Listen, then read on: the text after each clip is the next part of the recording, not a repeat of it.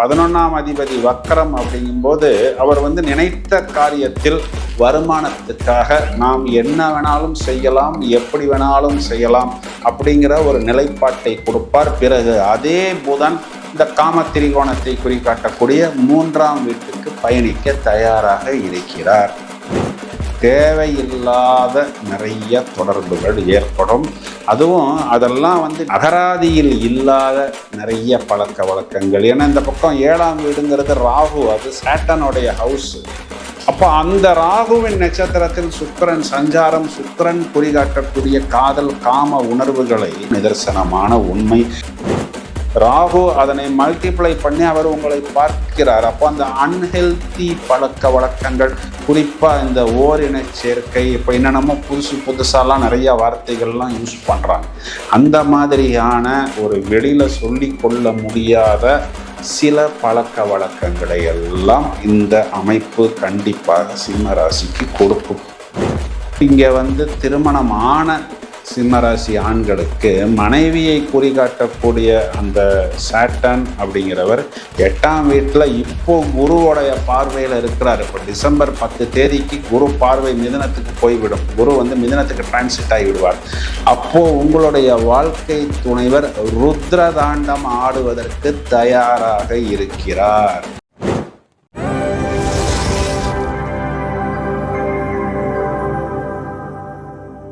சிம்ம ராசியை எடுத்துக்கொள்வோம். சுவாரஸ்யமான ஒரு பதிவை பற்றி பார்க்க போகிறோம்.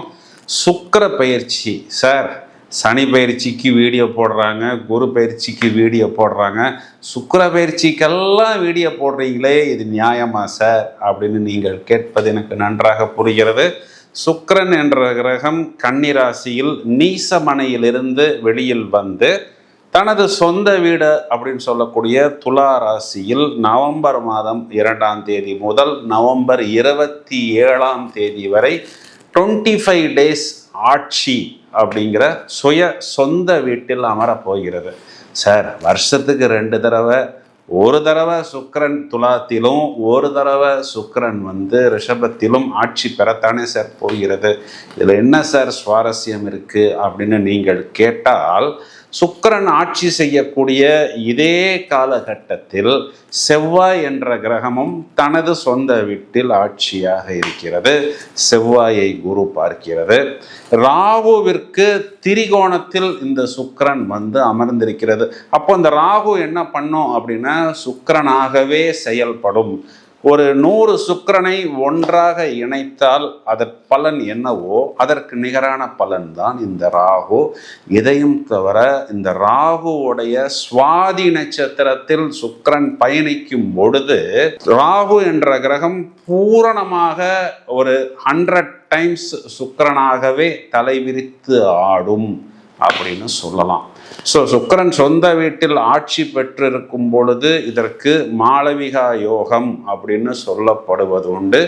அதுவும் எந்தெந்த ராசிகளுக்கு கேந்திரங்களில் சுக்கிரன் ஆட்சி பெற்றிருக்கிறதோ, இப்போ மேஷ ராசிக்கு, கடக ராசிக்கு, மகர ராசிக்கு, துலா ராசிக்கு சுக்கிரன் கேந்திரங்களில் ஆட்சி பலம் அப்படிங்கிறது தான் மாளவிகா யோகம்.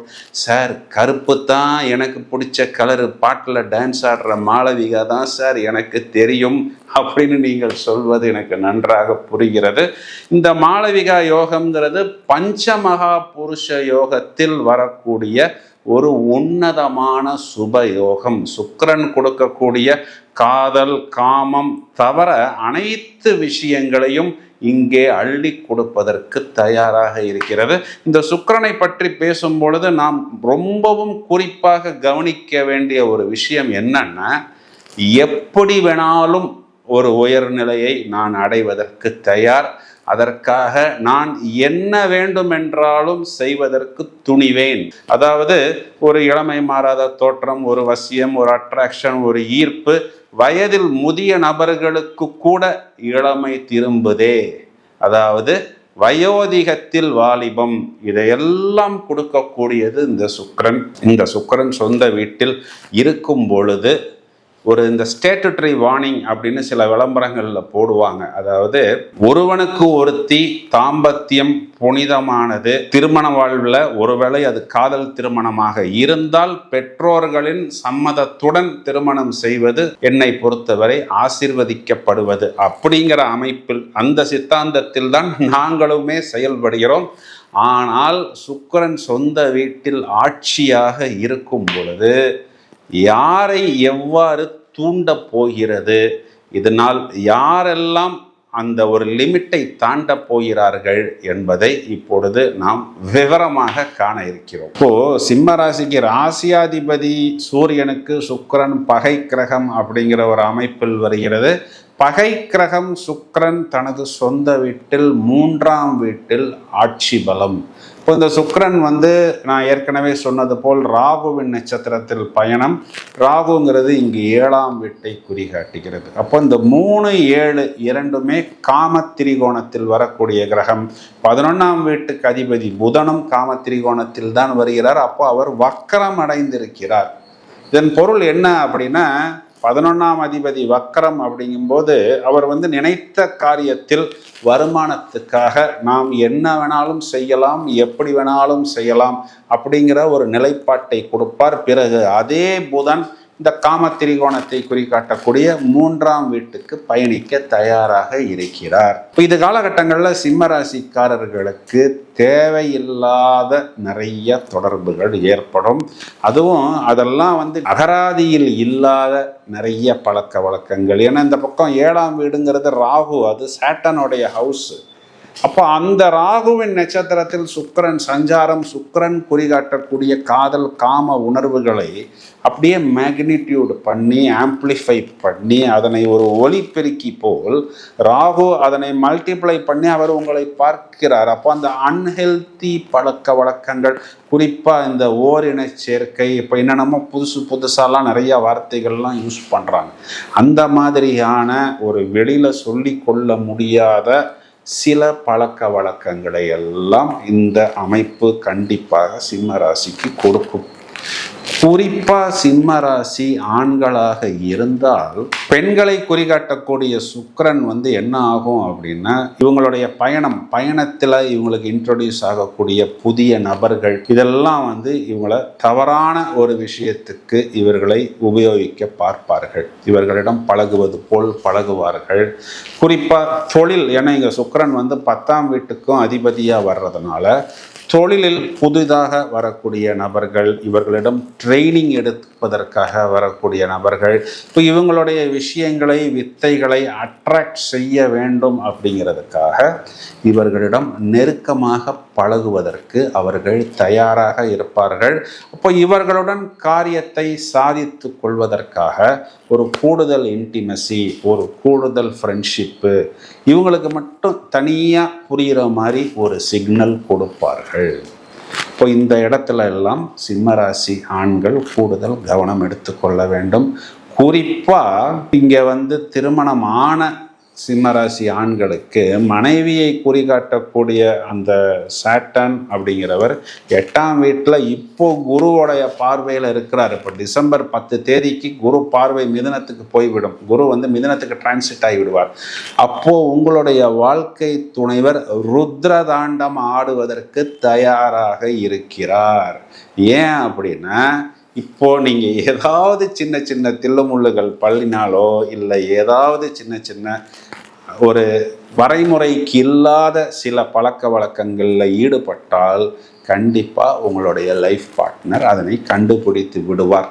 இதுக்கு கூடுதல் கவனம் எடுத்துக்கொள்ள வேண்டும். ஒருவேளை வயதில் மூத்த நபர்களாக இருந்தால் சிம்மராசியில் சகோதரர்கள், குறிப்பாக சகோதரிகள் மூலம் ஏதாவது ஒரு சின்ன டென்ஷன், ஒரு லாஸ், அது ஆரம்பத்தில் ஏதோ ஒரு ஆதாயம் போல் வருவது போல் இவர்களுக்கு ஒரு நெகட்டிவை, ஒரு லாஸை கொடுப்பதற்கு இந்த காலகட்டம் அப்படிங்கிறது தயாராக இருக்கிறது. கூடுதல் கவனம் எடுத்துக்கொள்ள வேண்டும். இதே சிம்ம ராசி பெண்களை நாம் எடுத்துக்கொள்வோம். குறிப்பாக என்ன ஆகும் அப்படின்னா, ஆண்களை குறிகாட்டக்கூடிய செவ்வாய் 4ஆம் வீட்டில் இருக்கிறார். அவர் 10ஆம் வீட்டுக்கையும் பார்க்கிறார். அவர் 9ஆம் வீட்டுக்கும் அதிபதியாக வருகிறார். அப்போ உங்க தொழில் சம்பந்தப்பட்ட விஷயங்கள்ல உங்களுக்கு ஹெல்ப் பண்ற மாதிரி, நீங்க வீடு மாற்றும் போது உங்களுக்கு ஹெல்ப் பண்ற மாதிரி, நீங்கள் வாகனங்கள் வாங்கும் பொழுது அல்ல அந்த வாகனங்களை விற்கும் பொழுது, இல்லை உங்க வீட்டில் ஏதாவது ஒரு ரிப்பேர், அந்த ரிப்பேர் அட்டன் பண்றதுக்கு வருவது போல் உள்ள வரக்கூடிய நபர்கள், இது எல்லாமே உங்களுக்கு கூடுதல் கவனம் வேணும். இது திருமணமான சகோதரிகளுக்கும் இது பொருந்தும். ஏன்னா செவ்வாய் முதல்ல குருவின் நட்சத்திரத்தில் சஞ்சாரம் செய்யும் பொழுது உங்களுடைய குழந்தைகளுக்கு ஏதாவது ஒரு ஃப்ரெண்ட்ஷிப், ஒரு ஹெல்ப் பண்ணுவது போல் வரக்கூடிய அந்த நபர் என்ன பண்ணுவார் அப்படின்னா, உங்களுடைய மனதை மயக்க பார்ப்பார், உங்களுடைய மனதை கலக்க பார்ப்பார். அதாவது உங்களை அப்படியே தூண்டி விடுவார். எந்த மாதிரி தூண்டுவார் அப்படின்னா, அவர் எல்லா விதமான சேட்டைகளையும் கேளிக்கைகளையும் பண்ணி உங்களை அட்ராக்ஷன் செய்வது போல் செய்து, பிறகு உங்களுக்கு ஏதாவது ஒரு தவறான பழக்க வழக்கத்தை உங்களுக்குள் அவர் விதைக்க பார்ப்பார்னு சொல்வது தான் நிதர்சனமான உண்மை. என செவ்வாய் இங்கு ராகுவை பார்க்கிறார். அதனால் கூடுதலான கவனம் எடுத்துக்கொள்ள வேண்டும். குறிப்பாக இந்த இசை இல்லை கலைகள் இதிலெல்லாம் தொடர்புகள் இருக்கக்கூடிய நபர்கள்லாம் ஒரு வாய்ப்பு கேட்டு அந்த சகோதரிகள் போகும் பொழுது, இல்லை அதற்காக உதவுகிறேன், அதற்காக ஒரு வெளிநாட்டு வாய்ப்பு தரோம், அதுக்காக உங்களை இந்த இடத்துக்கு கூட்டிகிட்டு போகிறோம், இதில் உங்களுக்கு ஒரு நல்ல ஒரு இம்ப்ரூவ்மெண்ட் வரும், உங்களுடைய டேலண்ட்டை நீங்கள் வெளிப்படுத்த முடியும், இப்படி நல்லா சொல்லி இந்த ஒரு காமெடியில் சொல்கிறாங்களே இப்படியே உசுப்பேத்தின்னு சொல்லி, அதை போல் உங்களை நன்றாக ஏற்றிவிட்டு பிறகு அவர்கள் குளிர்காய நினைப்பார்கள். நீங்களும் கொஞ்சம் ஆரம்பத்தில் லேசாக அப்படியே ஏமாறுவது போல் சென்றாலும் பிறகு புதன் 3ஆம் வீட்டுக்கு வந்த பிறகு நீங்கள் மிகவும் புத்திசாலிகளாக மாறிவிடுவீர்கள். இவர் தவறான நபர் அப்படிங்கிறது உங்களுக்கு நன்றாக பிறகு தெரியப்படும். இந்த பதிவை நம்ம ஏன் இப்போ கொடுக்குறோம் அப்படின்னா, இனி நடக்கக்கூடிய விஷயங்களில் சிம்மராசி சகோதரிகள் கூடுதல் கவனம் எடுத்துக்கொள்ள வேண்டும். இந்த நவம்பர் 25 வரை தவறான நபர்கள் யார் என்று நீங்கள் தெரிந்து கொண்டு தள்ளி நிற்க வேண்டும் அப்படின்னு சொல்வது தான் இந்த பதிவின் மைய நோக்கம். தொடர்ந்து இணைப்பில் இருங்கள். நிறைய தகவல்கள் தயாராகி கொண்டிருக்கிறது.